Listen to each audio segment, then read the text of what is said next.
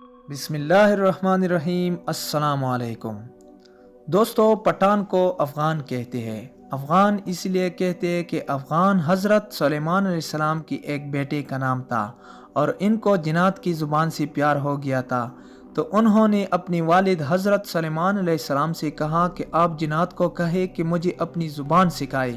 حضرت سلیمان علیہ السلام نے اپنی بیٹی کی درخواست قبول کی اور جنات کو حکم دیا کہ افغان کو جنات کی زبان سکھائی جائے۔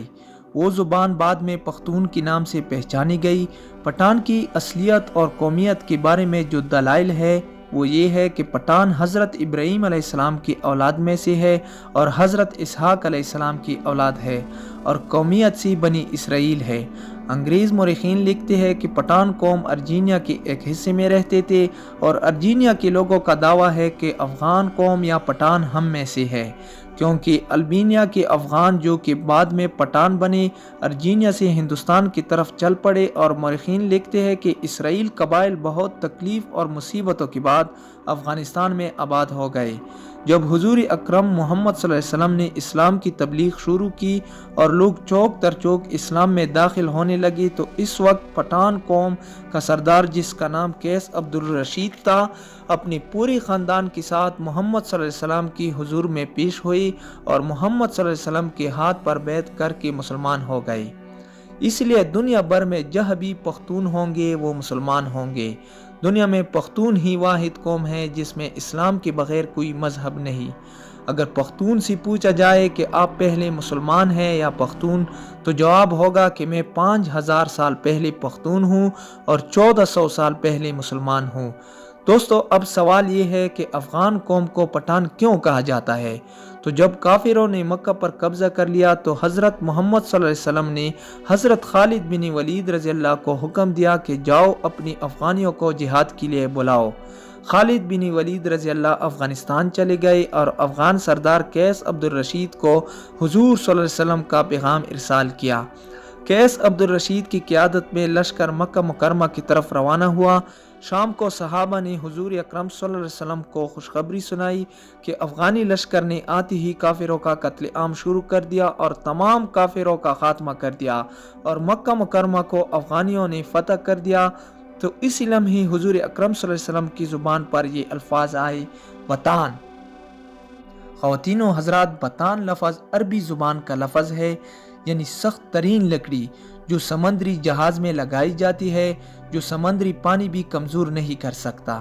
یہ لفظ جب بری صغیر پہنچا تو بطان سے پٹھان ہو گیا، اور اگر ان کی تاریخ کا تقریبی جائزہ لیا جائے تو فارسی میں پشتون، مقامی زبان میں پختون اور اردو میں پٹھان۔ یہ قوم دنیا بھر میں پھیلی ہوئی ایک غیرت مند قوم کے طور پر گردانی جاتی ہے، جن میں افغانستان، پاکستان اور بھارت اول نمبر پر ہے۔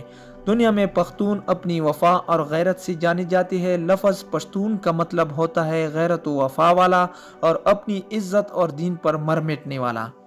پشتونوں نے قیام پاکستان میں بھی بھرپور حصہ لیا۔ بعض مورخین کے مطابق پٹھان آریائی یا یونانی نسل سے ہے اور بعض کی نزدیک یہ قیس عبد الرشید کی اولاد ہے، جبکہ تیسری نظریے کے مطابق ان کا تعلق بنی اسرائیل کی گنگشتن قبائل سے ہے۔ خود قیس عبد الرشید کے اولاد سمجھنے والوں کا نظریہ ہے کہ مکہ میں قیام کے دوران حضرت خالد بن ولید رضی اللہ نے اپنی صاحبزادی ان کی موارث اعلیٰ کے نکاح میں دے دیے تھے، جنہیں وہ ہمراہ لے کر اپنے وطن واپس لے آئے اور پھر انہوں نے یہاں اپنی بقیہ زندگی اسلام کی ترویج و اشاعت میں صرف کر دی۔ اس طرح قیس عبد الرشید کے اولاد پٹھان کہلاتے ہیں، جبکہ یہ بھی کہا جاتا ہے کہ خود قیس عبد الرشید کا تعلق بھی بنی اسرائیل کی بادشاہ ساؤل یعنی حضرت طالوت کی 37ویں پشت سے تھا۔ اسی طرح آخر دونوں نظریات کی روشنی میں ان کا تعلق بنی اسرائیل سے ہی بنتا ہے۔ ناظرین کرام، سب سے بڑی عجوبہ خیز بات یہ ہے کہ ان میں یوسف زئی یوسف کی بیٹی، داؤد خیل داؤد کی بیٹی، موسیٰ خیل موسیٰ کی بیٹی اور سلیمان خیل سلیمان کی بیٹی سمجھے جاتے ہیں، لیکن اس کی تصدیق کرنا بہت مشکل ہے۔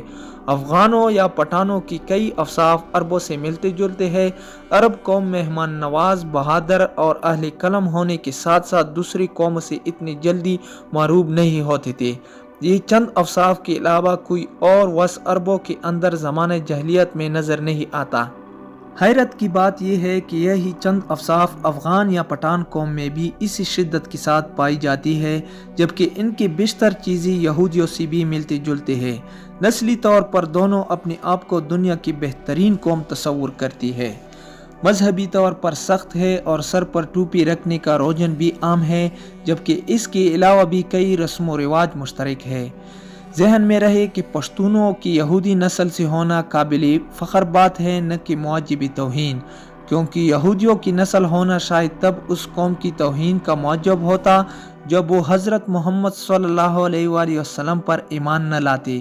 یہ تو ان کی غیرت کی بلندی اور ایمان کی عظمت کا نشان ہے کہ یہودی نسل ہوتی ہوئی بھی نبی آخر زمان حضرت محمد صلی اللہ علیہ وسلم پر ایمان لے آئے، کیونکہ یہ وہی آخری نبی ہے جن کے اوصاف تورات اور انجیل میں مذکور ہے، اور جن کی وجہ سے اہل کتاب آپ صلی اللہ علیہ وسلم ایک نجات دہندہ طور پر بھی منتظر تھے، لیکن بعد میں انہوں نے محض اس جلن اور حسد کی وجہ سے حضرت محمد صلی اللہ علیہ وسلم کی نبوت کا انکار کیا کہ ان کا تعلق بنی اسرائیل سے نہیں تھا۔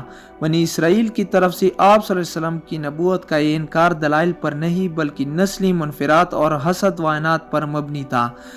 تو یہ پشتونوں کے لیے قابل فخر بات ہے کہ یہ لوگ حضرت موسیٰ علیہ السلام کی حوری بھی ہے اور آخری نبی صلی اللہ علیہ وسلم کی سپاہی بھی۔ ناظرین، ویڈیو پسند آنے کی صورت میں اسے زیادہ سے زیادہ لائک کر کے ہمارا حوصلہ افزائی کرے اور ویڈیو کو فیس بک اور واٹس ایپ پر شیئر کرنے میں ہمارا ساتھ دے۔ ہماری اگلی ویڈیو آنے تک اپنا اور دوستوں اور گرد و نواح کے لوگوں کا بہت خیال رکھے۔ اللہ حافظ۔